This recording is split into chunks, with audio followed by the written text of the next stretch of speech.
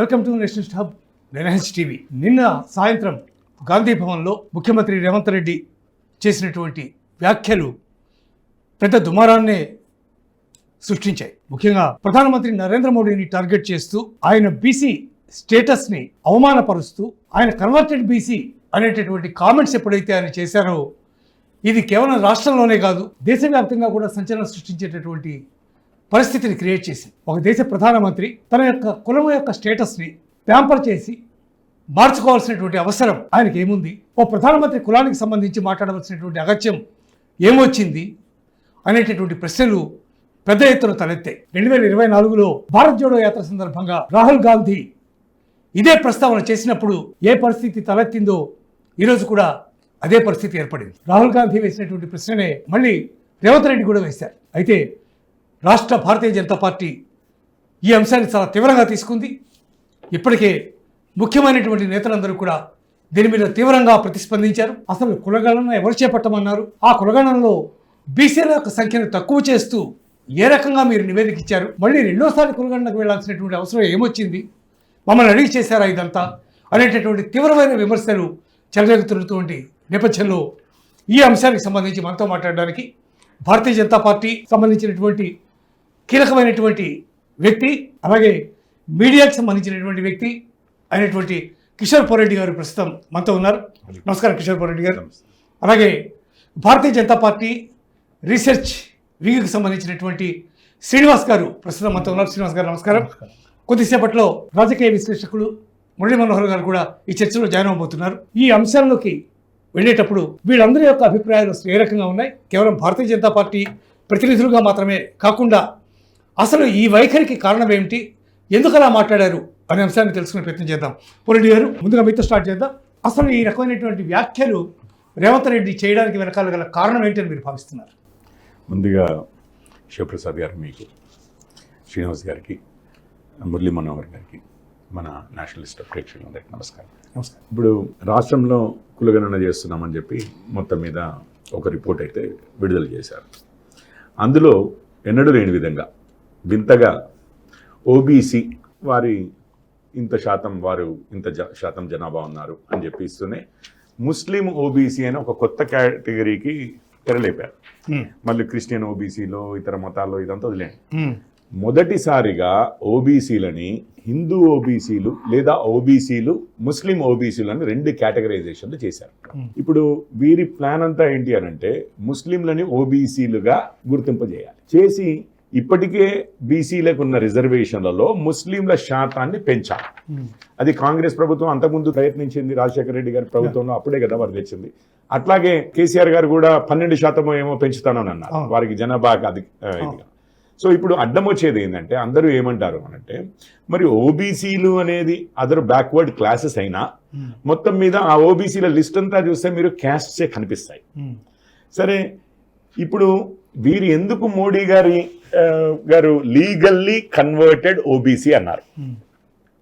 ఎందుకన్నారంటే లీగల్గా ఎవరినైనా ఓబీసీగా కన్వర్ట్ చేయొచ్చు కాబట్టి ముందుగా లీగల్లీ కన్వర్టెడ్ ఓబీసీస్ అని ఒకటి తయారు చేసి తర్వాత ముస్లింలని ఆ లీగల్లీ కన్వర్టెడ్ ఓబీసీలో కలపగలిగితే ఇప్పుడు అరే ఇట్లా ఏంటి మీరు ప్రభుత్వం ఇష్టం వచ్చిన వాళ్ళని ఓబీసీలను చేయొచ్చా అంటే లేదు అంతకుముందు మోడీ గారి క్యాస్ట్ ఏదైతే రైట్ మోద్ గ్రాంచి అనే క్యాస్ట్ ఏదైతే ఉందో తేలి గానుగా ఇట్లాంటి ఆ క్యాస్ట్ ఏదైతే ఉందో ఈ విధంగానే లీగల్ గా లిస్ట్ లో యాడ్ చేశారు కదా. లీగల్లీ కన్వర్టెడ్ ఓబీసీ అనే ఒక కొత్త కేటగిరీ తయారు చేసిందే ముస్లిం ఓబీసీ అనే కేటగిరీని లీగలైజ్ చేయడానికి. అది చేస్తే రేపు 27% ఉన్న ఓబీసీల్లో రిజర్వేషన్లలో ముస్లింలని కూడా ఓబీసీలో కలిపేసి ఒక కేటగిరీ కింద వారు ఉన్న అందరినీ, ఎందుకంటే కర్ణాటకలో దాదాపు ఉన్న అన్ని క్యాస్ట్లనే పేరు వాడుకుంటారు, క్యాస్ట్ అని వాడుకుంటారు. మళ్ళీ మామూలుగా చెప్తేనేమో క్రిస్టియానిటీలోను ఇస్లాంలోను అసలు మన హిందూయిజంలో నుంచి ఇస్లాంలోకి క్రిస్టియానిటీకి మారేదే ఈ క్యాస్ట్ వివక్ష నుంచి వేరవ్వడానికి, రైట్?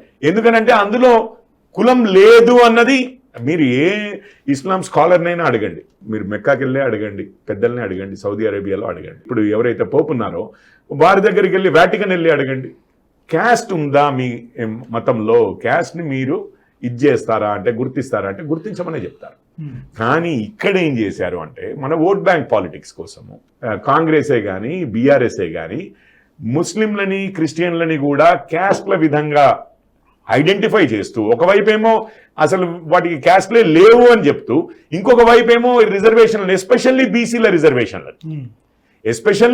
రిజర్వేషన్లని ఏ విధంగా తగ్గించి మిగిలిన వాటా వీరిరువురికి ఇవ్వడం అనేది మనము ఆ ప్రక్రియ చూస్తూనే ఉన్నాము. వారు రెండు కలిపారు కూడా. అయితే అమిత్ షా గారు కూడా అంతకుముందు ఈ ఎన్నికల ముందే 2023 ఎన్నికల ముందే ఇక్కడికి హైదరాబాద్ వచ్చినప్పుడు కూడా అంటే తెలంగాణ వచ్చినప్పుడు కూడా క్లియర్ గా చెప్పారు. అప్పుడు కర్ణాటకలో ఇదే జరుగుతుండే ఇష్యూ. సో ఆ సందర్భంలో కూడా చెప్పారు రిలీజియన్ బేస్డ్ రిజర్వేషన్స్ అనేవి ఏదైతే ఉన్నాయో మతపరమైనటువంటి రిజర్వేషన్లు ఏవైతే ఉన్నాయో వాటికి అంబేద్కర్ గారి విరుద్ధము. అసలు అది ఐడియా కాదు, ఈ రోజు కాదు, కొన్ని దశాబ్దాలుగానో శతాబ్దాలుగానో ఒక వివక్షకు గురైతున్న వర్గాలకి అన్నది రిజర్వేషన్ల వెనుక ఉన్న ఆలోచన విధానం.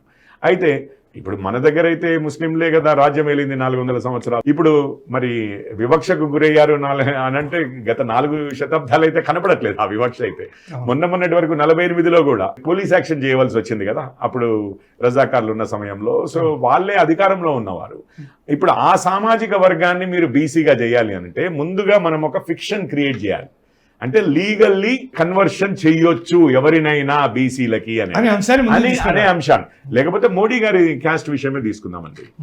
మోద్ గాంజీ క్యాస్ట్ అనేది అది యాక్చువల్లీ గుజరాత్లో బీసీ లిస్టులో యాడ్ చేసిందే కాంగ్రెస్ ప్రభుత్వం.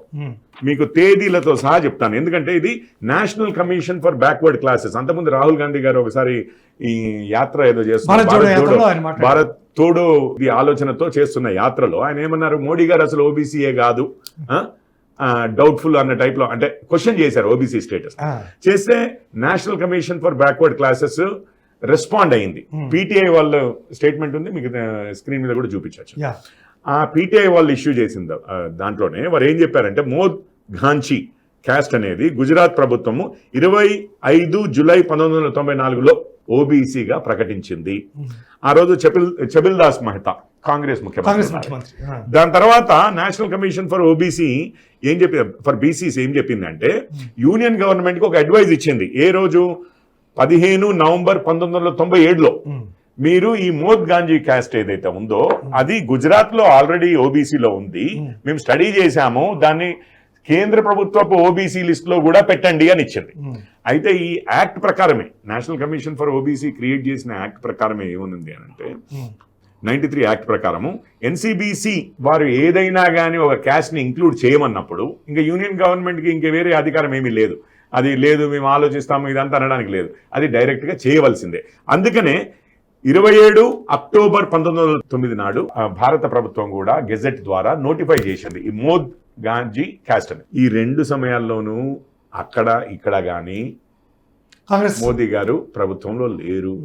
అసలు మోదీ గారి క్యాస్ట్ ని ఓబీసీ లిస్ట్ లో గుజరాత్ ప్రభుత్వం పెట్టినప్పుడు వారు రాజకీయాల్లో కూడా లేరు. ఇది పరిస్థితి అండి.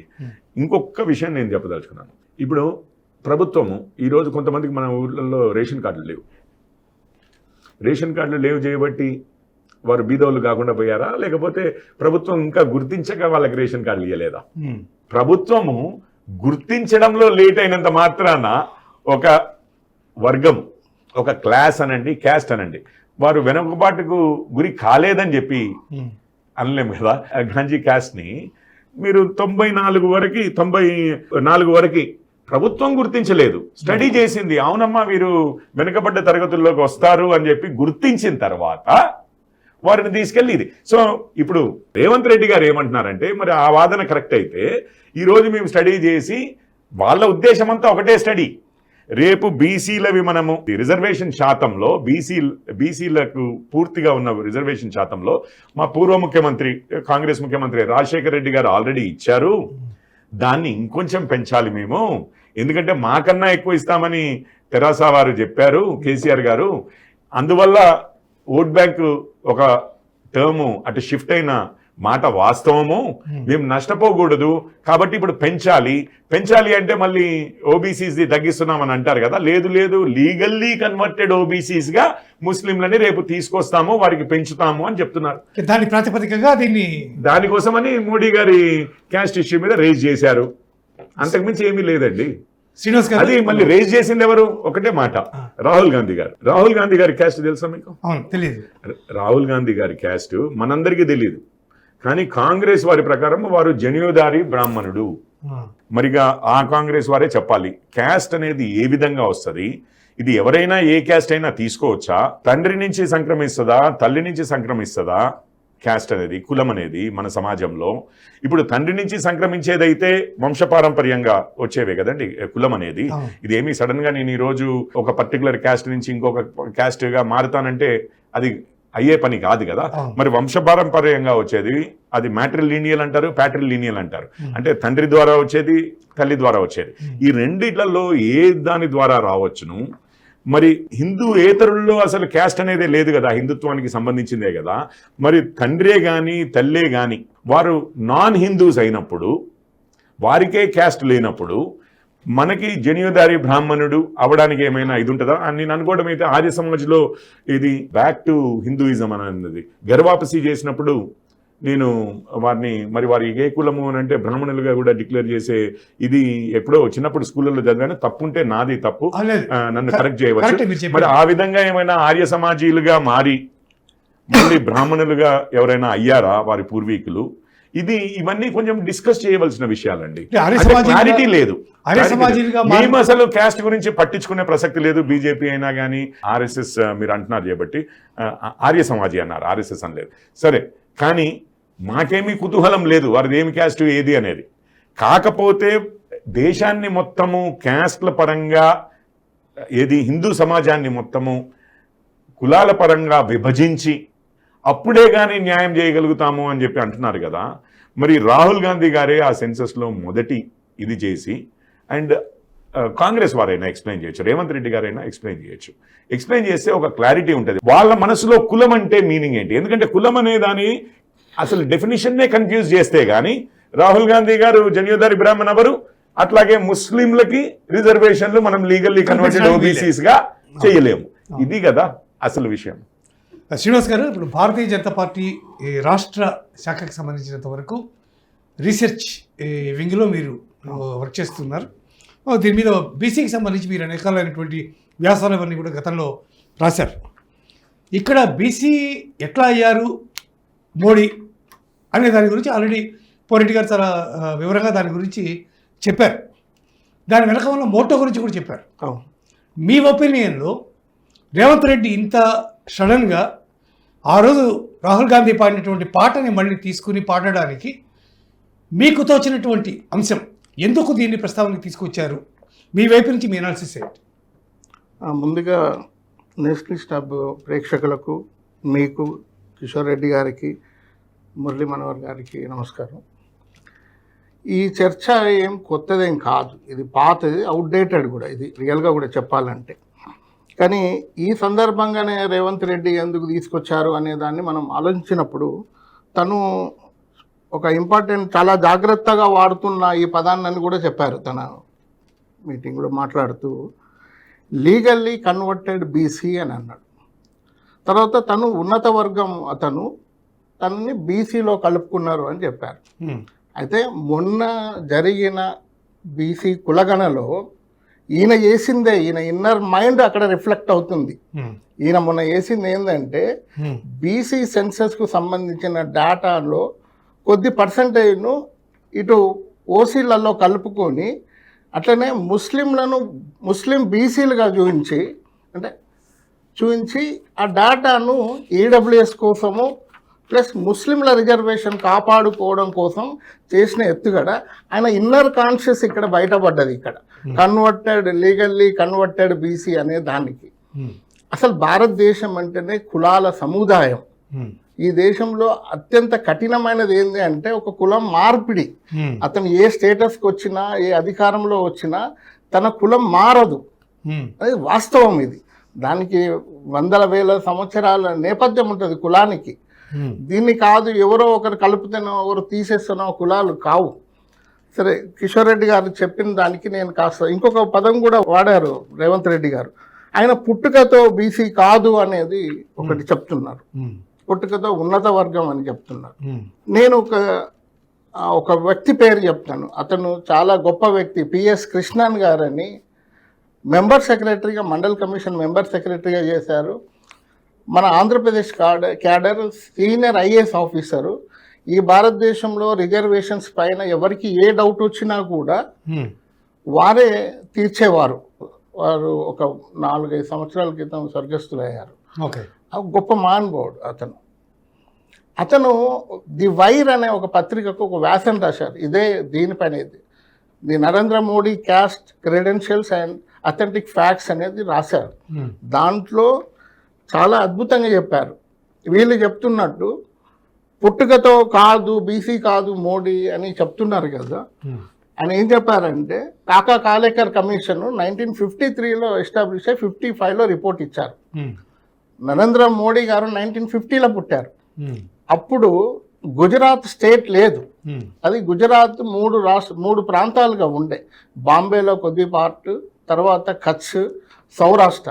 ఈ 3 ప్రాంతాలలో కూడా ఈ గాంచి అనే కులము, అంటే ఆయిల్ తీసే కులము 3 రాష్ట్రాలలో కూడా బీసీలుగానే ఉండే. దానికి అథెంటిక్గా ఇది కాకా కాలేకర్ కమిషన్ రిపోర్టు. ఇక్కడ బాంబే ప్రాంతంలో ఏమన్నారు, గాంచి సీరియల్ నెంబర్ 97 ఆయిల్ ప్రెస్సింగ్. తర్వాత కచ్లో గాంచా ఆయిల్ ప్రెస్సింగ్. అట్లనే సౌరాష్ట్రలో గాంచా. ఇది నేపథ్యం. అంటే అప్పటికే కాకా కాలేకర్ కమిషన్ అది ఎస్టాబ్లిష్ అయినప్పుడే వారి కులము బీసీలలో ఉంది. అప్పుడు మోడీ గారి వయస్సు 4-5 సంవత్సరాలు మాత్రమే. ఈ కమిషన్ నివేదికని ప్రభుత్వం అప్పుడు ఆమోదించింది కదా. ఇది కాకా కాలేకర్ కమిషన్ కదా. కాకపోతే నెహ్రూ గారు టేబుల్ పెట్టలేదు, అది వేరే విషయం. కానీ ఇది ఒక రిపోర్ట్, అథెంటికేటెడ్ గవర్నమెంట్ ఆఫ్ ఇండియాది. అట్లనే 2వ జాతీయ commission, backward class commission mandal commission పెట్టింది 1979, రిపోర్ట్ ఇచ్చింది 1980లో. అప్పటికి గుజరాత్ రాష్ట్రం ఏర్పడ్డది. అప్పుడు కూడా 92A కింద తేలి, మోద్, గాంచి అనేది ఉన్నది. ఈ 2 ఉన్నాయి. ఇది ఒకటే. ఇవి కాకుండా ఇప్పుడు దాన్ని మళ్ళీ మేము టేబుల్ చేయలేదు కాబట్టి దీనికి వాల్యూ లేదంటారేమో. ఇది మండల్ కమిషన్ టేబుల్ చేశారు కదా. దాంతోపాటు ముస్లిమ్స్ను బీసీగా చూపించడం అనేది ఒక అన్యాయం. అసలు బీసీ అంటే డెఫినేషన్ చాలా మందికి తెలియదు. బీసీ అంటే బ్యాక్వర్డ్ క్లాసెస్ కాదు, పూర్తిగా socially and educationally backward classes. అంటే సోషల్ డిస్క్రిమినేషన్ ఫేస్ చేసిన వాళ్ళు, ఎడ్యుకేషనల్గా సరిగా లేని వాళ్ళను బీసీలుగా గుర్తించిండ్రు, ఓబీసీలుగా గుర్తించిండ్రు. ఆ సోషల్ డిస్క్రిమినేషన్ అనేది ముస్లిమ్స్కి ఉండదు. ముస్లిం మతంలో సోషల్ డిస్క్రిమినేషన్ ఉండదు అంటే కులాలు ఉండవు అని ఇండైరెక్ట్గా అర్థమవుతుంది. ఎక్కడైతే సోషల్ డిస్క్రిమినేషన్ ఉంటుందో అక్కడే కులాలు ఉంటేనే సోషల్ డిస్క్రిమినేషన్ వస్తుంది. సోషల్ డిస్క్రిమినేషన్ అంటేనే కులంగా ఏర్పడుతుంది. ఈ 2 ఒకటి ఇంటర్డిపెండెన్సీ, అవినాభావ సంబంధం ఉంటుంది. కానీ ముస్లింలను తీసుకొచ్చి బీసీలను చేయడంలో రాజశేఖర్ రెడ్డి ఒక ఎత్తుగడ. ఇది ఒక ఓట్ల కోసం ఆడిన నాటకం తప్ప ఇంకొకటి కాదు. కానీ ఎప్పుడైనా రేవంత్ రెడ్డి గారు బాగా అధ్యయనం చేసి మాట్లాడతారు. కానీ తాను ముఖ్యమంత్రి అయిన తర్వాత మరి ఇట్లాంటి ఎందుకు మాట్లాడుతున్నారో అర్థం కాదు. అయితే ఇక్కడ ఒకటి మాత్రం కనిపిస్తుంది. గత 9.5 సంవత్సరాల కేసీఆర్ పాలనకు ఈ రేవంత్ రెడ్డి గారి సంవత్సర పాలనకు పెద్ద తేడా కనిపించట్లే. అయినా కూడా ఏదైనా ప్రధానమైన సబ్జెక్ట్ ఇష్యూ వచ్చినప్పుడు డైవర్ట్ స్ట్రాటజీస్ చేస్తున్నాడు. ఇది ఒక డైవర్ట్ స్ట్రాటజీలో భాగమే తప్ప ఇది ఒక పసలేంది. ఇంకొకటి ఏంటంటే వీరికి ఒక అలవాటైంది, అబద్ధాలు చెప్పడం ఒక అలవాటుగా నేర్చుకున్నాడు. అప్పుడు ఎలక్షన్స్ ముందు కూడా కిషోర్ రెడ్డి గారు SC ST ఓబీసీల reservation Bharatiya Janata party వస్తే తీసేయబోతున్నది అనే ఒక ప్రచారం చేసి కూడా ఆ కేసులో ఇరికాడు. ఫేక్ వీడియో చేసి కూడా. అంటే ఆయన ఏమనుకుంటున్నాడంటే నేను ముఖ్యమంత్రి అయినను, నన్ను ఎవరేం చేయలేరు, నేను ఏది పడితే అట్లా మాట్లాడతా అంటే ఒక ముఖ్యమంత్రికి ఉన్న గౌరవం తగ్గుతుంది. Yeah. రేవంత్ రెడ్డి కావచ్చు, ఇంకే ఎక్స్ కావచ్చు, వై కావచ్చు, తను ఒక ముఖ్యమంత్రి స్థాయిలో ఉన్నప్పుడు గౌరవప్రదంగా మాట్లాడాలి, రాజకీయాలుగానే చూడాలి. ఒక అత్యున్నత స్థానంలో ఉన్న నరేంద్ర మోడీ గారు, అతను ఇంకా ఎంబీసీ నా లెక్క ప్రకారం అయితే మోస్ట్ బ్యాక్వర్డ్ క్లాసెస్. తనకు ఒక కులవృత్తి ఉంది, ఆ కులం మీద వివక్ష ఉంది. అట్లాంటి కులంలో పేదరికంలో పుట్టిన వ్యక్తిని అలా కించపరిచి మాట్లాడము రాహుల్ గాంధీకి అలవాటైపోయింది. ఆయనను సంతృప్తిపరచడానికో సంతోషపరచడానికో ఈయన ఇది ఎత్తుకున్నాడు. యాజ్ ఇట్ ఈస్ వర్డ్స్ వాడాడు. ఎప్పుడైతే భారత్ జోడో యాత్ర అని ఇంకేదో పెట్టాడో సేమ్ పదాలు ఈయన కూడా వాడుతున్నాడు తప్ప రేవంత్ రెడ్డి మాట్లాడిన దాంట్లో పసలేదు అసలు. ఓకే రెడ్డి గారు నమస్కారం. ప్రస్తుతం మనతో కిషోర్ పోరెడ్డి గారు అలాగే శ్రీనివాస్ గారు ఇద్దరు కూడా ఉన్నారు. వాళ్ళిద్దరూ మాట్లాడారు ఇప్పటి వరకు. రేవంత్ రెడ్డి నిన్న చేసినటువంటి వ్యాఖ్యలు కనుక చూసినట్టయితే పోరెడ్డి గారు కొంత విశ్లేషణ చేశారు దానికి సంబంధించి, అలాగే శ్రీనివాస్ గారు కూడా కొంత మాట్లాడారు. మీ ఒపీనియన్లో, మీ అభిప్రాయంలో రేవంత్ రెడ్డి వ్యాఖ్యల వెనక ఉన్నటువంటి మతలబు ఏమై ఉంటుందని మీరు భావిస్తున్నారు? కానీ ఇప్పుడు రేవంత్ రెడ్డి ఏదైతే లేవనెత్తాడో ఈ సమస్యలో మనం చూడాల్సింది ఏంటంటే, హిందువులకు ముఖ్యంగా బీసీలకు ఏదో చేద్దామనే దానికన్నా ముస్లింలను బీసీలుగా ఎలా గుర్తించాలి, ముస్లింలను ఇగో ఈ బీసీల యొక్క షేర్ తీసుకెళ్లి ముస్లింలకు ఎలా ఇవ్వాలి, ఇది ఈ కుట్రలో భాగం. కనుక ఇప్పుడు జరుగుతున్నదంతా ఏంటి అంటే, హిందువులందరూ కూడా తమకేదో వస్తుంది అనే విషయం ముందు పక్కకు పెట్టి బీసీలో మనం అందరం ఒక్కటి కావాలి, తప్పకుండా పోరాటం చేయాలి. కానీ మన షేర్ 10% హిందూ యొక్క షేర్ ముస్లింలకు ఇచ్చేటువంటి కుట్ర జరుగుతుందో దీన్ని భగ్నం చేయాల్సిన సమయం వచ్చేసింది. బీసీలు అందరూ ఒక్కటి కావాలి. ముస్లిం బీసీలను ఈ భాగంలో షేర్ ఏదైతే అడుగుతున్నారో అదే అసలైన కుట్ర. రేవంత్ రెడ్డిని ఎక్స్పోజ్ చేయాల్సినటువంటి సమయం వచ్చింది. బీసీల పైన దాడి జరుగుతా ఉంది. బీసీలకు చాలా పెద్ద ఎత్తున నష్టం చేయబోతున్నారు. ఇది శాశ్వతం కాబోతుంది. బీసీలు అంటే కేవలం హిందువులు అనేది ఒక ఇంతవరకు ఏదైతే ఉందో అది పోతుంది. ముస్లింలందరూ కూడా బీసీలు అయిపోతారు. కనుక హిందువులకు రావాల్సినటువంటి బెనిఫిట్స్ ఏవైతున్నాయో అవన్నీ ఆగిపోతాయి. ఇది కాంగ్రెస్ కుట్రలో భాగము. అందుకే మోడీని ప్రశ్నిస్తారు, ఇంకెవరినో ప్రశ్నిస్తూ ఉంటారు. కనుక ఇప్పుడు రేవంత్ రెడ్డి నిజాయితీని మనం అందరం ప్రశ్నించాల్సిన సమయము. మీ జనగణన ఒక ఫేక్ జనగణన, ఇది ఒక తప్పుడు జనగణన, బీసీల పంప ముంచే జనగణన అని నా అభిప్రాయం అండి. ఒకవేళ అదే నిజమైతే, ఒకవేళ మీరు చెప్పిన మాట కనుక ఒకవేళ నిజమైతే, ఆయన మనం ఇచ్చినటువంటి కులగణన నివేదికకి సంబంధించి అంత క్రితం ఉన్నటువంటి బీసీల శాతం ఒక్కసారిగా ఎదుగు పడిపోయిందని అనుకోవాల్సి వస్తుంది. జనగణనలో జరిగింది ఏంటి అంటే బీసీల నంబర్ తగ్గిపోయింది. బీసీలకు ఇప్పుడు ప్రూవ్ చేయాలి రేవంత్ రెడ్డి తగ్గిపోయింది అనే దానికి. ఎందుకు పిల్లలు పుట్టలేదు, వీళ్ళకు అసలు జనాభా ఉత్పత్తి ఇది తగ్గిపోయిందా, సామర్థ్యం తగ్గిపోయిందా బీసీలకు, లేకపోతే ముస్లింల సామర్థ్యం పెరిగిపోయిందా, ఇది రేవంత్ రెడ్డి తేల్చాల్సినటువంటి విషయం. రేవంత్ రెడ్డి జనగణన కులగణన ఏదీ చేయలేదు. పేపర్ వర్క్ మాత్రమే చేయించి కొంత లెక్కలు ఏదో తీసినట్టు తీసి ఇప్పుడు మన ముందు పెట్టాడు. కనుక ముస్లింలు అందరూ కూడా రేపు పెద్ద ఎత్తున ఈ షేర్ తీసుకోబోతున్నారు. అందుకే నేను అడుగుతున్నాను, ముస్లింలు ఇంతకు మైనారిటీలా లేకపోతే బీసీలా? మైనారిటీలు అయిన వాళ్ళు బీసీలు కాలేరు, బీసీలు అయిన వాళ్ళు మైనారిటీలు కాలేరు. ఇది ఎవరైనా మైనారిటీ హక్కులతో మెడికల్ కాలేజీలు, ఇంజనీరింగ్ కాలేజీలు పెట్టుకుంటారు. మరి బీసీలకు కూడా మైనారిటీ హక్కులు వస్తాయా? బీసీలు కూడా మైనారిటీ లాగా కాలేజీలు పెట్టుకోనికి అవకాశం ఇస్తారా? మరి ఎందుకు ముస్లింలకు మాత్రమే మీరు మైనారిటీ హక్కు ఇస్తారు, బీసీలు హక్కు ఇస్తారు, రెండు కూడా ఇస్తారు? ఇవన్నీ ప్రశ్నలకు రేవంత్ రెడ్డి జవాబు చెప్పాల్సిన. ఇది రేవంత్ రెడ్డి ప్రభుత్వాన్ని కూలదొస్తుంది, బీసీల ప్రభంజనం రాబోతుంది. ఎవరైతే ఇప్పుడు మల్లన్న అనేట ఆయన కాంగ్రెస్ ప్రభుత్వాన్ని ప్రశ్నిస్తున్నారు. సరే, వాళ్ళ లోపల అండర్స్టాండింగ్ ఏముందో తెలియదు కానీ మల్లన్న కాంగ్రెస్ వ్యక్తి ఎప్పటికైనా కానీ మనము బీసీలు అందరూ కూడా ఈ రోజు రేవంత్ రెడ్డిని పదవి నుంచి దించేయాలి. బీసీలకు ద్రోహం తలబెట్టాడు. ఈ ద్రోహాన్ని ఎక్స్పోజ్ చేయాల్సినటువంటి సమయం వచ్చింది. కనుక నిజమైన బీసీ గణన ఎలా ఉంటుందో ఇప్పుడు తేల్చాలి. రాహుల్ గాంధీ కూడా తెలియాలి, మమ్మల్ని మోసం చేస్తున్నాడు రేవంత్ రెడ్డి అనే విషయం తెలియాలి. ఇది దేశవ్యాప్తంగా కాంగ్రెస్ కుట్ర ఉంది. ఇంకొక మాట కూడా చెప్తున్నాను, ఇది డీప్ స్టేట్ ఇన్వాల్వ్మెంట్ ఉంది. అనేక దేశాల యొక్క ఇన్వాల్వ్మెంట్ దీంట్లో ఉంది. హిందూ సమాజాన్ని ముక్కలు చేయడానికే కాంగ్రెస్ కంకణం కట్టుకున్నది అనే విషయం మాత్రం నేను చెప్పగలనండి. కేవలం 3 రాష్ట్రాల్లో మాత్రమే అధికారంలో ఉండి ఢిల్లీ కూడా కోల్పోయింది, రానున్న ఎలక్షన్స్లో బీహార్ కూడా ఖచ్చితంగా కోల్పోతుంది అనేటటువంటి అంచనాలు ఉన్నాయి. ఇట్లాంటి పరిస్థితుల్లో కేవలం 3 రాష్ట్రాల్లో మాత్రమే అధికారంలో ఉండి కర్ణాటకలో ఆల్రెడీ ఇప్పటికే తీవ్రమైనటువంటి వ్యతిరేకతను మూట కట్టుకుంది. ఇప్పుడు బీజేపీ పోటీ చేస్తే అక్కడ డెఫినెట్గా బీజేపీ అధికారంలోకి వస్తుంది అనేటటువంటి వార్తలు వస్తున్నాయి. పరిస్థితి కూడా అలాగే కనిపిస్తోంది. ఇట్లాంటి నేపథ్యంలో రాహుల్ గాంధీ పలికినటువంటి మాటలను యథాతథంగా ఇక్కడ పలకడం ద్వారా మీరు చెప్పిన ప్రయోజనాలు ఆయన సాధించుకోగలని భావిస్తున్నాడు, నమ్ముతున్నాడని మీరు అనుకుంటున్నారా? ఇంతకు మించి వేరే బీహార్లో ఉలగండం జరిగిందండి, మనం మర్చిపోకూడదు. అక్కడ ఈ సమస్య రాలేదు. మరి ముస్లింలను 10% తీసుకొచ్చి బీసీల జాబితాలో ఎక్కడ చేర్చలేదు. మరి ఎందుకు ఇక్కడ మాత్రమే అది ఏర్పడ్డది అనేది ప్రశ్న. తర్వాత బీసీల జనాభా దేశంలో ఎక్కడ తగ్గలేదు.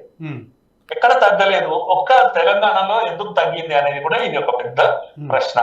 రేవంత్ రెడ్డి ఆయన ఈ మ్యానిపులేషన్స్ కు పెట్టింది పేరు. ఆయన రాజకీయ నాయకుడే కాదు, ఎందుకంటే ఆయన రాహుల్ గాంధీ కోసం ఈ దేశాన్ని విచ్ఛిన్నం చేసేటువంటి కుట్ర, ముఖ్యంగా డీప్ స్టేట్ ఇన్వాల్వ్మెంట్ దీంట్లో ఉంది. హిందువుల పైన ఒక పెద్ద ప్రయోగం జరుగుతుంది. హిందువులు మైనారిటీలు కాబోతున్నారు ఈ దేశంలో. కాంగ్రెస్ కనుక ఇలాగే సత్తా వచ్చేసింది అంటే మాత్రం ఈ దేశంలో మన కళ్ళ ముందు హిందువులు మైనారిటీలు అయిపోతారు, ముస్లింలు మెజారిటీ అయిపోతారు, ముస్లింలకే రిజర్వేషన్స్ వస్తాయి, రేపు ఎస్సీ రిజర్వేషన్స్ కూడా పోతాయి, ముస్లింలకే అన్ని చెందుతాయనేటువంటి పరిస్థితి కాంగ్రెస్ తీసుకొస్తుంది. ఎన్నికల కోసం, ఓట్ల కోసం ఎంతకైనా దిగజారేలా పార్టీ ఏదైనా ఉంటుంది అంటే అది కాంగ్రెస్ పార్టీ. అందుకే అప్రమత్తం కావాల్సిన సమయం వచ్చేసింది. ఏక్ హైతో సేఫ్ హై, ఇది ఒక్కటే నినాదం ఇప్పుడు హిందువులకు మిగిలింది. కనుక ఒక్కటి ఎంతగా కుట్రలు పంతే అంతగా ఒక్కటి కావాల్సిన సమయం వచ్చింది. ఇలాంటి రిజర్వేషన్స్ ఎన్నైనా పొందొచ్చు మనం కాంగ్రెస్ దూరంగా ఉన్నంత కాలం. ఎందుకంటే రిజర్వేషన్స్ మనకే చెందుతాయి, హిందువులకే చెందుతాయి. కనుక హిందువులు ఒక్కటిగా ఉంటేనే రిజర్వేషన్స్ కూడా అందే అవకాశం ఉంటుంది అనేది నా అభిప్రాయం అండి. మురళీ మనోహర్ గారు దీంట్లో చాలా ఇంకా పెద్ద ఇన్వాల్వ్మెంట్స్ని ఆయన చెప్తూ ఉన్నారు. రేవంత్ రెడ్డి మాటల వెనకాల అలాగే రాహుల్ గాంధీ ఎట్లాగూ డీప్ స్టేట్ ప్రకారమే ఆయన నడుస్తారనే విషయం అందరికీ తెలిసినటువంటి అంశమే. ఆయన తృప్తిపరచడానికో లేదా దీంట్లో ఇప్పుడు జరుగుతున్నటువంటి వ్యవస్థలో డీప్ స్టేట్ ఇన్వాల్వ్మెంట్ కూడా ఉందనేది మురళీ మనోహర్ గారి యొక్క ఉద్దేశం. మీరేమంటారు దీనికి సంబంధించి? డీప్ స్టేట్ ఇన్వాల్వ్మెంట్ దీంట్లో ఉంటుందా? అంటే ఇప్పుడు జరుగుతున్నటువంటి పరిస్థితులు హిందువుల్ని మైనారిటీగా చేయబోతున్నాయని మీరు భావిస్తున్నారా? బీజేపీ అధికార ప్రతినిధి కాకుండా మీరు లెక్కలు చూడండి. లెక్కలు చూస్తే ఆల్రెడీ హిందూయిజంని కోర్స్ లెఫ్టిస్టులు ఎవరైనా కానీ హిందువులంతా ఒకటే అనే భావన అయితే మరి ఎప్పుడు దాన్ని ప్రోత్సహించేది లేదు. వారు ఇప్పుడు కుంభమేళా జరుగుతుంది, అక్కడ ఏ చిన్న తప్పిదం జరుగుతుందా ఎత్తి చూపుదాము అన్నట్లు ఎందుకు వారికి అంత కోపము లేకపోతే దాని మీద ద్వేషము అని అంటే లెఫ్టిస్టులందరికీ కూడా అక్కడ ఏ కులము ఏ ఆర్థిక స్థాయి ఇట్లాంటివి ఏవి చూడరు. హిందువులంతా ఏకంగా కోట్లల్లో హిందువుగా వచ్చి గంగలో మునిగేస్తారు. అట్లాంటివి వారికి ఎందుకు నచ్చవు అని అంటే ఇదంతా ఎక్కడ హిందూ ఐక్యం అవుతుందో అనేది. అంటే హిందువులుగా భావించే వారంతా కూడా మేము చెప్పేది ఏంటంటే అసలు హిందుస్థాన్లో లేకపోతే భారత్లో పుట్టిన వారంతా హిందువులే అని చెప్పి మేము అంటూ ఉంటాం. అయితే ఇప్పుడు ఆ విధంగా కాదు, విభజన చేశామనుకోండి. ఇప్పుడు ఈ రాష్ట్రంలో మీకు ఎంబీసీ ముస్లిం బీసీ అని చెప్పి అన్నారు. ఎంబీసీ అంటే మోస్ట్ బ్యాక్వర్డ్ క్లాసెస్ కాదు, ముస్లిం బీసీస్ అన్నారు. ఎంత శాతం అని చెప్పారు తేల్చారు ప్రభుత్వం? 10.08 అనుకుంటానండి, 10.08 అనుకుంటారు, 08. ఇప్పుడు బీసీస్ మిగిలిన బీసీస్ అంతా కలిపి 46.25. అందులో క్రిస్టియన్స్ని కూడా బీసీల్లో రిజర్వేషన్స్లో ఇచ్చారు, మరి వారిని కూడా అందులోనే క్యాలిక్యులేట్ చేసి ఉంటారు నేను అనుకోవడం అయితే. ఇప్పుడు ఏ ఒక్క క్యాస్ట్ చెప్పండి 10% కన్నా ఎక్కువ ఉంది హిందువుల్లో? మన రాష్ట్రంలో 10% కన్నా ఎక్కువ ఉన్న ఒక్క క్యాస్ట్ పేరు చెప్పండి. హిందువులని క్యాస్ట్ బేసిస్ మీద విడదీస్తే లార్జెస్ట్ గ్రూప్ ఏమవుతుంది అప్పుడు? మైనారిటీ ముస్లిం గ్రూప్ అవుతుంది 12%. హిందూ సొసైటీని విపరీతంగా చీల్చివేసినట్టు. నేను అసమానతలని లేదా కులాన్ని గుర్తించవద్దు అని అనట్లేదు, కానీ ఒకటి గుర్తించడం ఒకటైతే ఇప్పుడు ఆడ మగ ఉన్నారండి, గుర్తించడం ఒకటి, ఆడకి మగవాళ్ళకి అని వారిద్దరిని ఒకరి ఇంట్రెస్ట్ ఇంకొకరి నష్టం ద్వారానే, వీరు నష్టపోతేనే మేము లాభపడతాము, మేము నష్టపోతేనే వీరు లాభపడతాము అనేది ఉంది చూసారా. ఒకరికొకరికి పోటీ పెట్టి ఇది కమ్యూనిస్టులు బిలీవ్ చేస్తున్న రెండు విరుద్ధ శక్తులు పోరాటంలో నుంచే చరిత్ర వస్తుంది అన్న టైప్లో. అందులో ఈ ఫెమినిజం ఏం చెప్తుందంటే, వీరి లెఫ్టిస్ట్ ఫెమినిస్టులు ఏం చెప్తారు, men's interest and women's interest are antagonistic to each other అన్న టైప్లోనే. ఏ ఫిలాసఫీ వారు తీసుకున్నా అంతే. ఈ కులాల మధ్యలో ఒక చిచ్చు పెట్టగలిగితే, కులాలు గుర్తించకూడదు అనట్లేదు, అసమానతలని గుర్తించకూడదు అనట్లేదు, దానికి చర్యలు తీసుకోవట్లేదు అనట్లేదు నేను, కానీ చిచ్చు పెట్టడం అనేది ఏదైతే ఉందో దానికి మొదటి నాంది ఇదే. ఒక విధంగా కులాలుగా హిందువులంతా విభజించబడితే, ఇప్పుడు మురళీజీ చెప్పినట్లుగా ఏ కులము మీకు ముస్లిం పాపులేషన్ కంటే ఎక్కువ లేదండి మన రాష్ట్రంలో. సో ఇప్పుడు మెజారిటీ ఎవరవుతారు, మైనారిటీ ఎవరవుతారు అన్న ప్రశ్న ఉంది చూసారా. మనమందరం అంటే హిందువులంతా కులాల వారీగా విడిపోతే అత్యధికంగా ఉన్నది ముస్లింలే అన్నది నెంబర్ 1గా. రాష్ట్రంలో ఇంకొకటి డీప్ స్టేట్ అన్నారు. డీప్ స్టేట్ అంటే ఏంటి? ఇప్పుడు మన USAID అని ఒక సంస్థ మొన్ననే బిలియన్లు $10 బిలియన్ల అమెరికా ప్రభుత్వం వాళ్ళకి ఫండింగ్ ఇస్తే, ప్రపంచం మొత్తంలో కూడా ఎన్నో ప్రభుత్వాలను పడేయడానికి, లేకపోతే ఎన్నో సమాజాల్లో ఇది దేశాల్లో చిచ్చు పెట్టడానికి, ప్రజల మధ్య అంతర్గతమైనటువంటి అల్లర్లు సృష్టించడానికి వాడారు అని చెప్పి ఈవెన్ డొనాల్డ్ ట్రంప్ గారే చెప్తున్నారు, ఎలాన్ మస్క్ చెప్తున్నారు. వచ్చిన వారంలోనే మొత్తం అసలు USAIDనే షట్ ఆఫ్ చేసేసేయాలి అని చెప్పి వారు ఎగ్జిక్యూటివ్ ఆర్డర్ కూడా పాస్ చేయడం జరిగింది. ఒక్క పైసా కూడా ఇక అక్కడి నుంచి బయటికి వెళ్ళేది లేదు.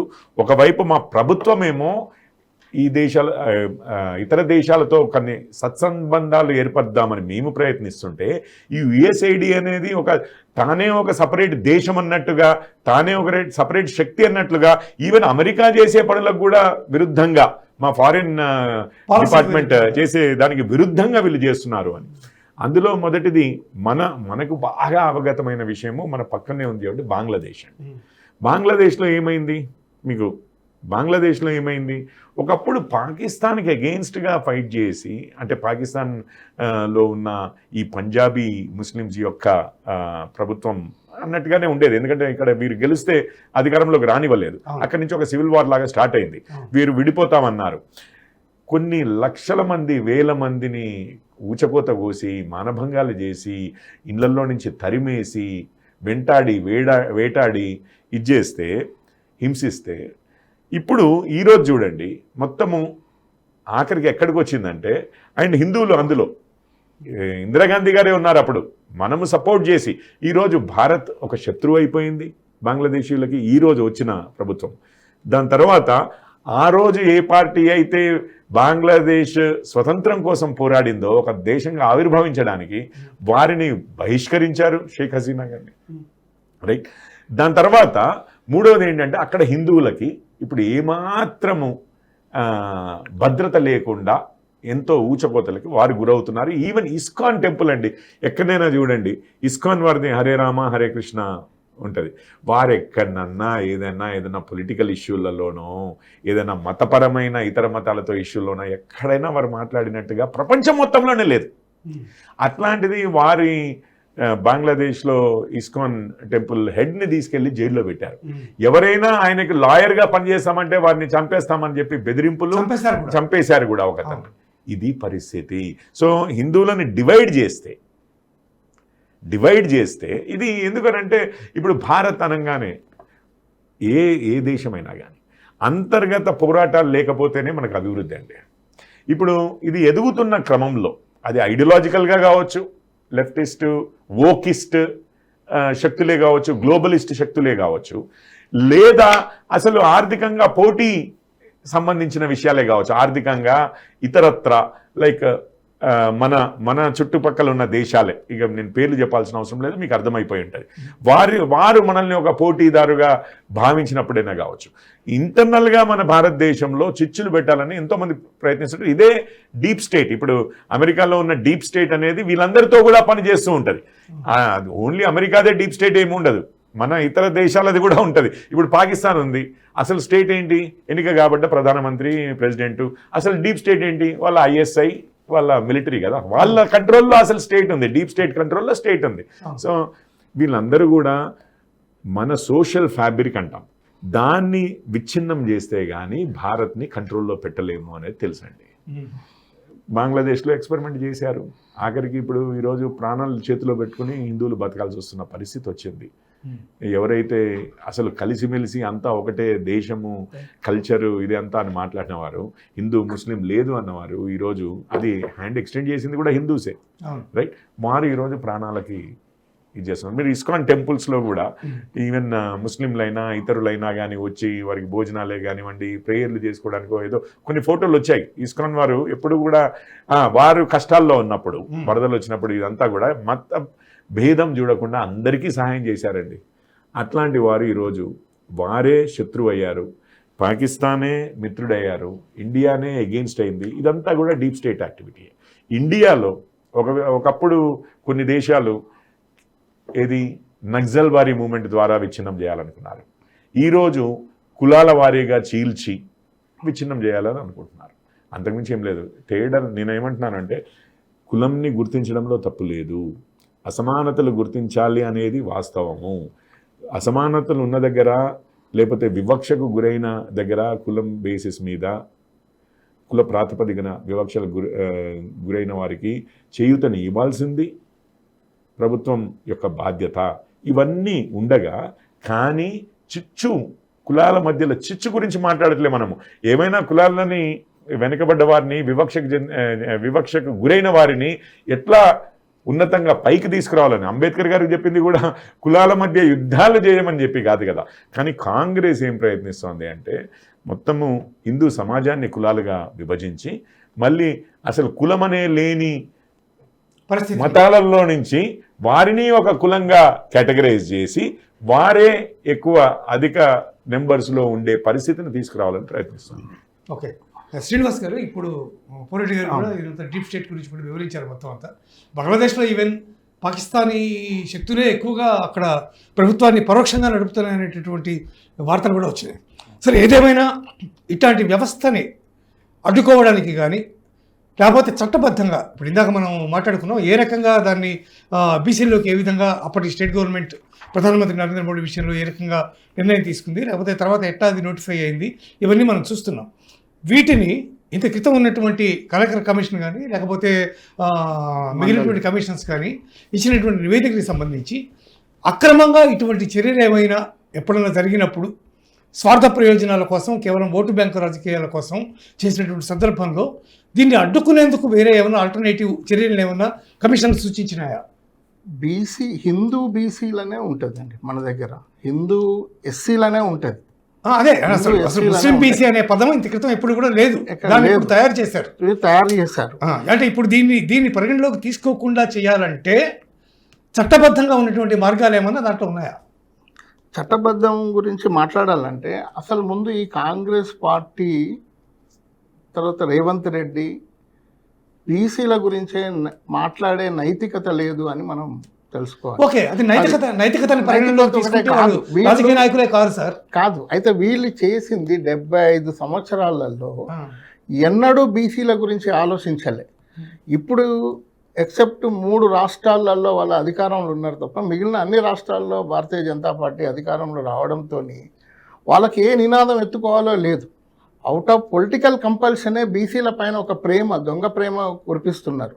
వాళ్ళు దొంగ ప్రేమ కురిపిస్తూ చాలా డిక్లరేషన్స్ కూడా చేశారు. కామారెడ్డి డిక్లరేషన్ చేశారు, ఉదయ్పూర్ డిక్లరేషన్ చేశారు. ఏ ఒక్కటి కూడా ఫుల్ఫిల్ చేయలేదు బీసీల విషయంలో.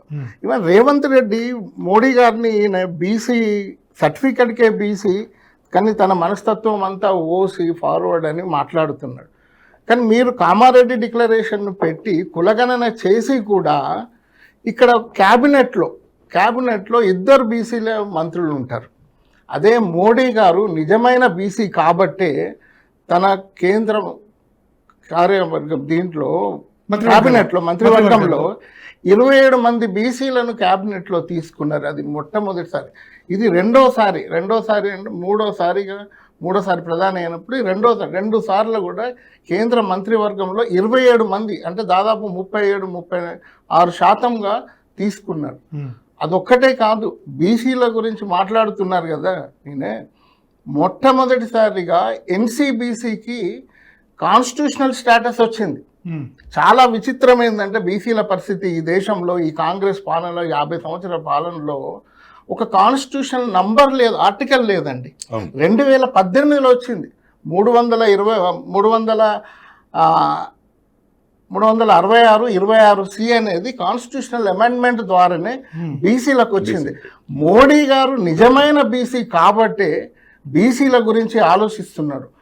మండల్ కమిషన్ ద్వారా వచ్చిన 27% రిజర్వేషన్ కూడా బీసీలు ఉపయోగించుకునే 14%. ఆ 93 అంటే 2093 నుండి ఇంప్లిమెంటేషన్కి వచ్చిన 92 నుండి వచ్చిన అవి ఇంప్లిమెంటేషన్ అయింది మొన్నటి వరకు మాత్రము 14%. ఈ 2018 తర్వాతనే 21-22% పెరిగింది. అట్లా బీసీల గురించి మాట్లాడే హక్కు కాంగ్రెస్ పార్టీకి లేదు. మీరు అడిగారు, ఇది టేబుల్ చేయలేదు కానీ అడిగారు కాకా కాలేకర్ కమిషన్ రిపోర్ట్ను. కాకా కాలేకర్ కమిషన్ రిపోర్టును బుట్ట దాఖలు చేసింది నెహ్రూ కాదా? వీళ్ళ ముత్తాత కాదా? వీళ్ళు నెహ్రూ చేయడం వల్లనే కదా బీసీలకు.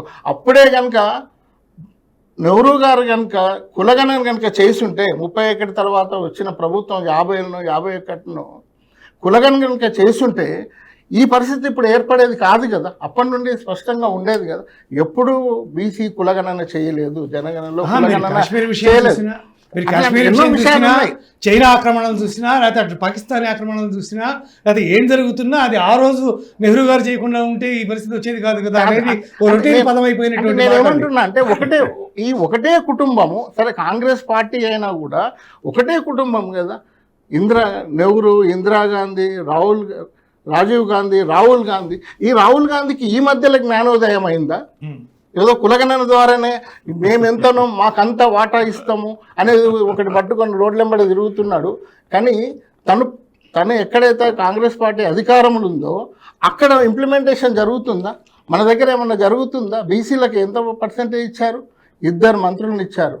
ప్రతి దాంట్లో నామినేటెడ్ పోస్ట్లో కూడా ఒక రెడ్డి, ఇంకొక వ్యక్తి వేరే. తను మొత్తం రెడ్డిలకే ఇచ్చుకుంటూ పోతూ సామాజిక న్యాయం గురించి మాట్లాడి బీసీల గురించి మాట్లాడే నైతికత రేవంత్ రెడ్డికి ఎక్కడదండి? ఇంకొకటి అదొక్కటే కాదు, ఈవెన్ రాజీవ్ గాంధీ కూడా మండల్ కమిషన్ రిపోర్టు టేబుల్ చేసినప్పుడు I want a casteless society అంటాడు. అంటే ఈ దేశంలో క్యాస్ట్ అనేది అనివార్యము, క్యాస్ట్ అనేది చూడకుండా ఈ దేశాన్ని అర్థం చేసుకోవడం కష్టం. క్యాస్ట్ ఉంది రియాలిటీ, కానీ కాస్ట్లో అంతరాలు సృష్టించి విభేదాలు సృష్టించి మాట్లాడడమే తప్పు. అన్ని కులాలు అనేది వాస్తవాలు ఉన్నాయి, కులాల మధ్యలో ఒక ఐక్యత ఉంది ఈ దేశంలో. అదే భారతీయ తత్వం, హిందూ తత్వం. ఆ వాటిని విభజించాలనే ప్రయత్నం చేయడమే దుర్మార్గం వాటి పేరు మీద. రాజీవ్ గాంధీ గంటన్నర మాట్లాడారు ఇదే పార్లమెంట్లో, నేను I want a casteless society అని.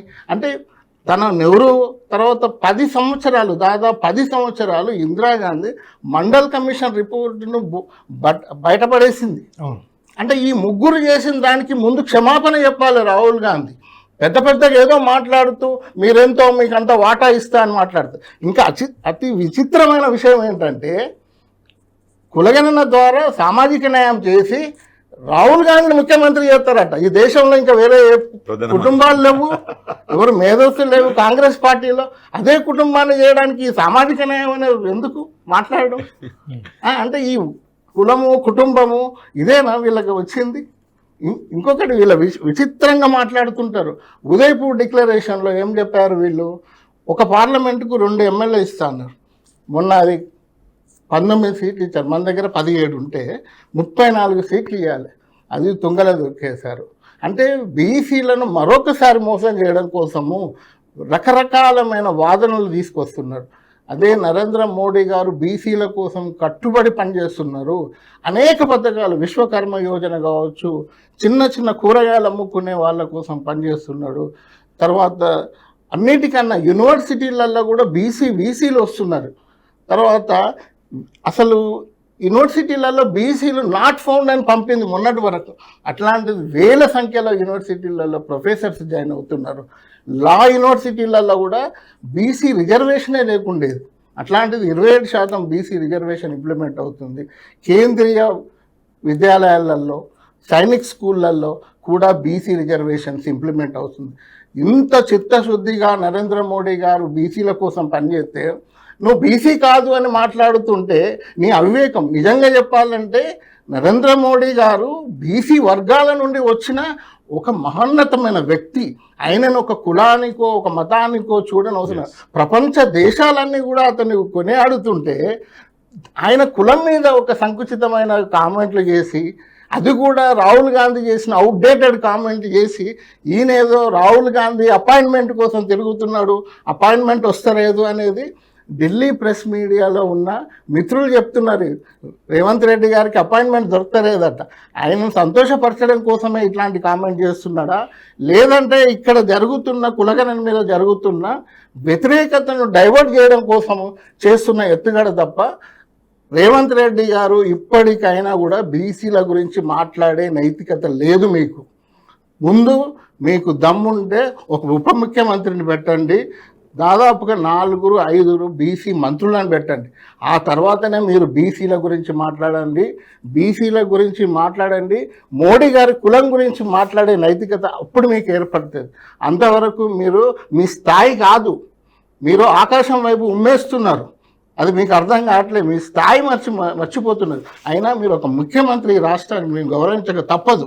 కానీ మీ యొక్క గౌరవాన్ని మీరు తగ్గించుకుంటున్నారు అంతే. కిషోర్ గారు, బీజేపీ రాష్ట్ర అధికార ప్రతినిధిగా ఇప్పుడు భారతీయ జనతా పార్టీ దీని మీద ఎట్లాంటి పోరాటం చేయబోతోంది? అంటే కేవలం రేవంత్ రెడ్డి వ్యాఖ్యల మీద మాత్రమే కాదు, ఇందాక మురళీ మనోహర్ గారు చెప్పినట్టుగా డీప్ స్టేట్ దీని వెనకాల పనిచేస్తోంది, హిందువులని పూర్తిగా విభజించేటటువంటి ప్రయత్నం చేస్తోంది. తద్వారా మైనారిటీలు అయిన వాళ్ళు ఎవరైతే ఉన్నారో వాళ్ళు ఇక్కడ గొప్పవారుగా, మెజారిటీగా, ఓట్ బ్యాంక్గా వారి చలామణి కాబోతున్నారు అని చాలా స్పష్టంగా చెప్తూ ఉన్నారు. ఇట్లాంటి నేపథ్యంలో బీసీ సంఘాలు ఏం చేస్తున్నాయి? వీటన్నిటినీ సమైక్యపరిచేటటువంటి కార్యాచరణ కానీ లేదా ఇక్కడ జరుగుతున్నటువంటి ఏమి లేదండి. నేను చెప్తాను. మీరు ఇప్పుడు శ్రీనివాస్ గారు అన్నారు, రేవంత్ రెడ్డి గారు మోడీ గారిది బీసీ మనస్తత్వం కాదు, అది నిజంగానే బీసీలు కాదు అని చెప్పి మన ప్రభుత్వమే ఐ థింక్ 2020లోనా అండి 22లోనా ఇప్పుడు అంటే న్యూస్ ఐటమ్ ఇప్పుడే చూస్తున్నాను ఉట్టిగానే. Telangana government to include 17 new castes in OBC list, move will benefit nearly 10,000 families. ఇది 2020లో తెలంగాణ ఏర్పడిన తర్వాత. మరి ఆ 10,000 కుటుంబాలు నిజంగానే బీసీలుగా గుర్తిస్తుందా కాంగ్రెస్ ప్రభుత్వం? లేకపోతే వారు కూడా మోడీ గారి లాగానే నాన్ ఓబీసీనా? రైట్. అట్లాగే మన రాష్ట్రంలో ఎస్టీ లిస్టులోను, ఎస్సీ లిస్టులోను, ఓబీసీ లిస్టులోను ఎన్నో మార్పులు, చేర్పులు, ఎడిషన్స్ అవుతూనే ఉన్నాయి. అది మొదటి పాయింట్. ఇంకొక విషయము ఓసీ మనస్తత్వము, బీసీ మనస్తత్వము అని చెప్పి మాట్లాడారు. నేను డైరెక్ట్గా చదవలేదు కానీ శ్రీనివాస్ గారు మెన్షన్ చేశారు. రేవంత్ రెడ్డి గారు ఇంతకు ఓసీ మనస్తత్వం అంటే ఏమనుకుంటున్నారు? మాట్లాడింది అదే ఓసీ మనస్తత్వం అంటే వారి ఉద్దేశంలో ఏంటి భావన? బీసీ మనస్తత్వం అంటే వారి ఉద్దేశంలో ఏది భావన? తను ఒకవేళ బీసీ అయితే కేవలం తన కులాలకే పనిచేస్తాడు, ఓసీ అయితే అందరికీ పనిచేస్తాడనా? ఇప్పుడు మోడీ గారు ఏమయ్యారు అని అంటే, రాహుల్ గాంధీ గారు అసలు పేలవంగా కంపేర్ చేస్తే రాహుల్ గాంధీ నోవేర్. మీరు ప్రపంచం మొత్తంలోనే చూడండి, మోడీ గారి యాక్సెప్టెన్స్. ఒక బీసీ అంత లెవెల్లో అందరి మన్ననలు పొందడం అనేది అది ఏమన్నా ఓసీ కులాల యొక్క క్యారెక్టరిస్టిక్కేనా? బీసీల వల్ల అది సాధ్యం కాదని రాహుల్ గాంధీ గారు నమ్ముతున్నారా? లేకపోతే రేవంత్ రెడ్డి గారు నమ్ముతున్నారా? అందుకనే అది బీసీలాగా కనపడట్లేడు అని అంటున్నారా? రెండవది. మూడవది ఏంటి అని అంటే, మరి ఈయన ఏది మనస్తత్వము? పోనీ ఆయన బీసీ మనస్తత్వం కాదు, ఓసీ మనస్తత్వం అనుకున్నాం. మరి రేవంత్ రెడ్డి గారిది, రాహుల్ గాంధీ గారిది ఏది మనస్తత్వము? వారిద్దరూ నిజంగా చూడండి, నేనైతే అది ఓసీ మనస్తత్వం అని కూడా అనుకోను. ఎందుకంటే మన రాజ్యాంగంలో కానివ్వండి, మన సమాజంలో కానివ్వండి ఎన్నో మార్పులు వచ్చినవి. ఇటు బ్రాహ్మణుల దగ్గర నుంచే ఇప్పుడు మీకు సామాజిక ఇవన్నీ కూడా వచ్చినవి. రాజ్యాంగం అంతా కూడా రిఫార్మర్స్ ఎంతమంది అండి బ్రాహ్మణులు, అక్కడి నుంచే కదా మొదలైంది. సో బ్రాహ్మణ క్యాస్ట్కి చెందిన వారి దగ్గర నుంచి వచ్చింది, అందరి నుంచి వచ్చింది. కానీ ఒక్క విషయం చూడండి, ఇది ఏ ఆలోచనకు మరి ఇదో నాకు తెలియదు. నేను కులగణన చేస్తాను, జనాభా ప్రాతిపదికనే వారికి హక్కులు ఉండాలి, జిత్నా ఆబాది ఉత్నా హక్. కానీ ప్రధాన రాజ్యాధికారం మాత్రము అది ఒకే కుటుంబానికి ఇవ్వాలి. ఇది మరి నేను అనుకోవడము ఓసీల ఆలోచన కాదు, బీసీల ఆలోచన కాదు, ఎస్సీల ఆలోచన కాదు, హిందువుల ఆలోచన కాదు, ఈ ఎవరి ఆలోచన కాదు. మరి ఏ రకమైన ఆలోచన రేవంత్ రెడ్డి గారిది? వారిది ఏంటి? మురళన్న చెప్పారు కదా, అర్థమైంది కదా, మురళన్న చెప్పారు కదా, ఒక పదం వాడారు కదా. వారి రుగ్మతి ఏంటి నాకు అర్థం కాదు. ఈవెన్ రెడ్లు అనుకుందామా అంటే రెడ్లు కూడా ఆ విధంగా ఉంటారని చెప్పి నేను కేవలము ఒకే కుటుంబము ఒకరే ఇది సాధించాలను అట్లాంటి కాంగ్రెస్. ఇంకొక మాట, సామాజిక న్యాయం చేస్తామంటున్నారు. న్యాయం చేస్తామంటే నిజంగానే దీన్ని ఆక్సిమోరాన్ అంటారండి. అంటే ఒకదానికి ఒకటి విరుద్ధమైన, మీకు జైంట్ ష్రింప్ అంటారు, అంటే రొయ్యలు ఉండేది ఇంత చిన్నవి కదా, దాంట్లో జైంట్ అంటారు. జైంట్ అంటేనేమో ఏనుగు లాంటిది కదా పదం, కానీ ష్రింప్లో ఇట్లాంటివి అన్నట్టు. సో ఏమంటారంటే ఆక్సిమోరానిక్ అంటారు. ఒక సైడ్ మీరు సామాజిక న్యాయం అంటారు, ఇంకొక సైడ్ మీరు అరే దశాబ్దాల పాటు ఏలిన కుటుంబమే మళ్ళీ నేను ప్రధానమంత్రిని చేస్తానంటావు. మన రాష్ట్రంలో ఈ విషయాలన్నీ తెలియక పోనీ మరి ఇంతవరకు కాంగ్రెస్ 50 సంవత్సరాల పాటు ఇంకెక్కువనే పరిపాలించింది. ఆంధ్రప్రదేశ్ అవనివ్వండి, తెలంగాణ అవనివ్వండి, హైదరాబాద్ స్టేట్ అవనివ్వండి, ఇంకేమన్నా అందులో ఒక్క బీసీ లేరండి ముఖ్యమంత్రి. అది కూడా మళ్ళీ ఏంటి అని అంటే, ఇప్పుడు కొంతమంది లీడర్లు ఎదుగుతారండి. లీడర్లు ఎదిగి వారు రాజశేఖర రెడ్డి గారు ఉన్నారు, ఆ సమయానికి వారినే సింబల్గా పెట్టి కాంగ్రెస్ ప్రభుత్వంలోకి వచ్చింది. రెండోసారి కూడా రాజశేఖర రెడ్డి గారినే సింబల్గా పెట్టి కాంగ్రెస్ ప్రభుత్వం వచ్చింది. సరే, అట్లా సింబల్గా ఎదిగిన వారు ఉంటారు కదా పెద్ద నాయకులు, వాళ్ళని పెట్టి మీరు వచ్చినప్పుడు కరెక్టే, వారే ముఖ్యమంత్రి అవుతారు, బాగానే ఉంది, అది ఏ క్యాస్ట్కి సంబంధించిన. కాకపోతే కాంగ్రెస్ వారు ప్రతి 5 సంవత్సరాల్లోనూ ఇష్టం వచ్చినట్లుగా సీల్డ్ కవర్స్ అనేవారు. ఢిల్లీ నుంచి ఎవరి పేరు పడితే వారి పేరు రాసి వీడే ముఖ్యమంత్రి రేపు పొద్దున్న నుంచి అని అంటే అట్లా ముఖ్యమంత్రులు మారే ఇది ఉండింది కదా. మరి వచ్చింది ఆ కుటుంబం నుంచే కదా. ఎన్నడన్నా ఒక బీసీ నాయకుడి పేరు ఆ సీల్డ్ కవర్లలో రాలేదండి తెలంగాణకి, ఆంధ్రప్రదేశ్కి, రైట్, మన తెలుగు జాతికి ఎన్నడూ రాలేదు. మరి అది ఏ మనస్తత్వము? నేను అది ఓసీ మనస్తత్వం అనట్లేదు, బీసీ మనస్తత్వం అనట్లేదు. మరి ఆ కులం యొక్క ఇది మన ఆ కుటుంబం యొక్క చరిత్ర చూస్తే ఇప్పుడు నేను అదే అంటున్నాను, వారిది కుల మనస్తత్వం అనట్లేదు. ఎందుకంటే నాకు వారి కులమేంటో అర్థం కాని విచిత్రమైన పరిస్థితి కదా. సో మరి దాన్ని ఏం మనస్తత్వం అంటారు? దానికి ఏమైనా పేరు పెట్టారా రేవంత్ రెడ్డి గారు? రేవంత్ రెడ్డి గారు అయితే వారిది ఏముంది, ఇంతకుముందు శ్రీనివాస్ గారు కూడా చెప్పారు, రాహుల్ గాంధీ గారు అపాయింట్మెంట్ ఇవ్వట్లేరు, వారికి భజన చేస్తేనే ఇక్కడ ఏదైనా నడిచేది, ఇక్కడ ముఖ్యమంత్రిగా ఉండేది. లేకపోతే మరి సీల్డ్ కవర్ వస్తుంది, మళ్ళీ ఆ సీల్డ్ కవర్ రాకుండా చూసుకోవాలి. అందుకని వారికి భజన చేస్తూనే ఉండాలి. వారి ఆలోచన విధానం ఏదైతే ఉండిందో, ఆ గజిబిజి ఆలోచన విధానం ఏది, ఇక్కడ ఒక్కసారి కూడా బీసీ ముఖ్యమంత్రిని చెయ్యని విధానం ఉందో, దానికన్నా ఇంకా మూర్ఖంగా మాట్లాడితేనే కదా రేవంత్ రెడ్డి గారికి అపాయింట్మెంట్ దొరికేది. లేకపోతే ఇంకా గజిబిజిగా మాట్లాడితేనే కదా, ఇంకా విషపూరితంగా మాట్లాడితేనే కదా. నేను అదే అంటున్నాను. ముందు రేవంత్ రెడ్డి గారు చెప్పవలసింది ఏంటంటే, ఈ కుటుంబం, మీ ప్రథమ కుటుంబం యొక్క ఆలోచన విధానం ఏంటి? నేను అది ఓసీ కానీ, బీసీ కానీ, ఎస్సీ కానీ, ఎస్టీ కానీ అనుకోవడం లేదు. లేకపోతే అట్లీస్ట్ ఒక్కసారైనా సీల్డ్ కవర్లో ఒక బీసీ ముఖ్యమంత్రి పేరు ఢిల్లీ నుంచి, కుటుంబం నుంచి మన తెలుగు రాష్ట్రాలకి వచ్చేది కదా అంటున్నాను. రాలేదు అంటున్నాను, 50 ఏళ్లలో రాలేదు అంటున్నాను. అది ముందు వారు సమాధానం చెప్తే, మరి అట్లాంటిది ఇవ్వలేని ఆ మనస్సు లేని కుటుంబాన్ని మళ్ళీ ఈరోజు ప్రధానమంత్రి చేస్తా అంటున్నాడే రేవంత్ రెడ్డి గారు. ఇది ఎలా సమంజసం? సమంజసమే కాదు సార్. మరి వీరి ఆలోచన విధానం ఏంటి? ఇదేంటి? ఇది ఓసీయా, బీసీయా, ఎస్సీయా, ఎస్టీయా? వీరి ఆలోచన విధానం ఏంటి? నాకు అదైతే అర్థం కావట్లేదు. ఇదైతే హిందూ ఆలోచన విధానం అని నేను అనుకోవట్లేదు. మోడీ గారు ఏం చేస్తున్నారు అని చూడండి. నేను ఇంతకుముందే చెప్పాను, కులాలని